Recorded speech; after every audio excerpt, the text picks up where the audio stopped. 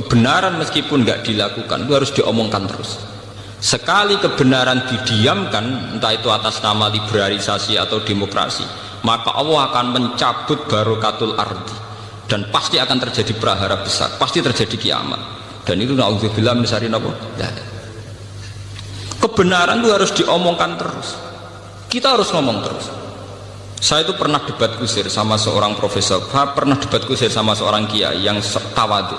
Saya bilang gini, seorang ulama itu dono unsur premane, kudu ngomong terus kebenaran. Wes ora ono wong ngandel lah, pokoke ngomong terus. Ora perlu ono wong ngandel, wes keliru lah pokoke ngomong. Begini, saya punya hadis sahih dari riwayatnya Imam Ahmad.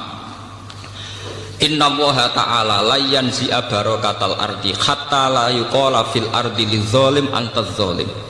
Allah tidak akan mencabut barokatul ardi sampai di bumi tidak dikatakan pada orang zalim antaz zalim. Sekarang begini misalnya, contoh paling mudah yang kita mendapat berkah. Contoh paling mudah kita mendapat berkah dari contoh ini.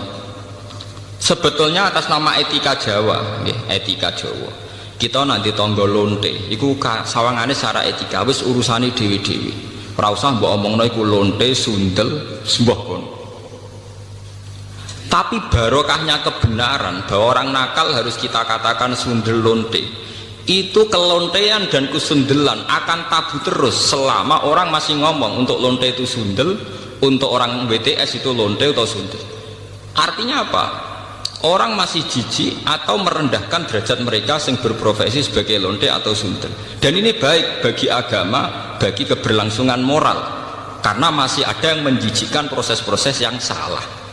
Meskipun kita sebagai ulama, sebagai tokoh masyarakat, tentu mereka kita kasih ruang taubat, juga kita kasih hak-hak sebagai martabat, sebagai manusia. Tapi kita tetap akan bilang bahwa itu namanya lonte, sundel atau apa. Ini rumah tenan. Sehingga apa? Dengan posisi masyarakat yang merendahkan derajat atau yang berprofesi lonte, orang inginnya itu dagang secara baik-baik, orang inginnya jadi PNS secara baik-baik, orang inginnya dapat uang lewat ternak secara baik-baik, karena mereka tidak mau resiko ngambil profesi cari uang yang resiko dihujat masyarakat. Baik.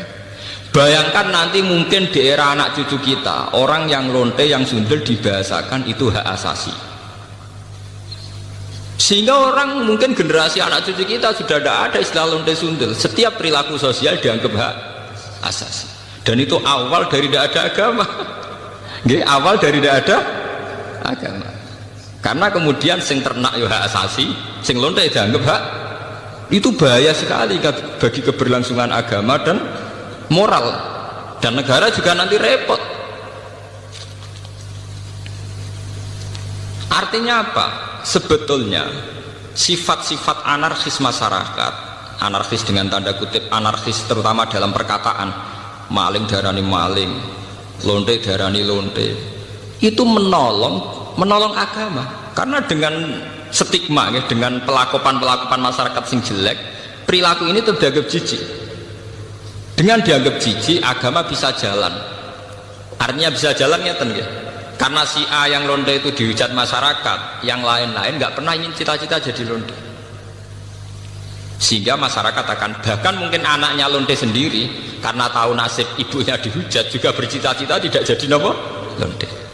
Coba kalau tidak mendapat hukuman dari masyarakat, ibuku begitu juga tidak ada apa-apa.